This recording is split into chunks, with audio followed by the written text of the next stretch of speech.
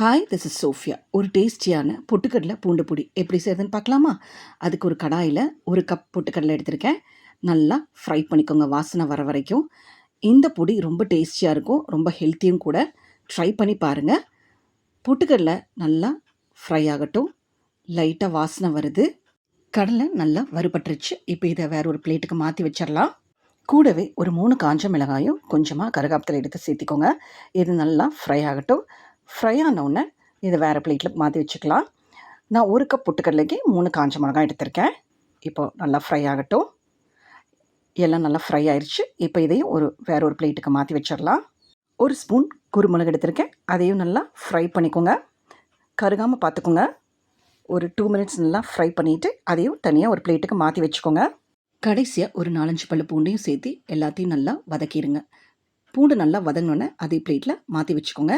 இப்போ இதெல்லாம் நல்லா ஆறினோடனே இந்த பொடிக்கான சால்ட்டு சேர்த்து எல்லாத்தையும் நல்லா மிக்ஸ் பண்ணிவிட்டு ஒரு மிக்ஸி ஜாரில் சேர்த்து எல்லாத்தையும் நல்லா அரைச்சிட்டு வந்துடலாம்.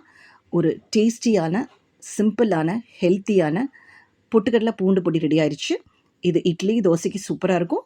ரைஸ்க்கும் செம்ம டேஸ்டியாக இருக்கும். கண்டிப்பாக இந்த ரெசிபியை ட்ரை பண்ணி பாருங்கள். இந்த வீடியோ பிடிச்சிருந்தா லைக் பண்ணுங்கள், கமெண்ட் பண்ணுங்கள், ப்ளீஸ் ஷேர் பண்ணுங்கள். தேங்க்யூ ஃபார் வாட்சிங். கீப் வாட்சிங். பாய்.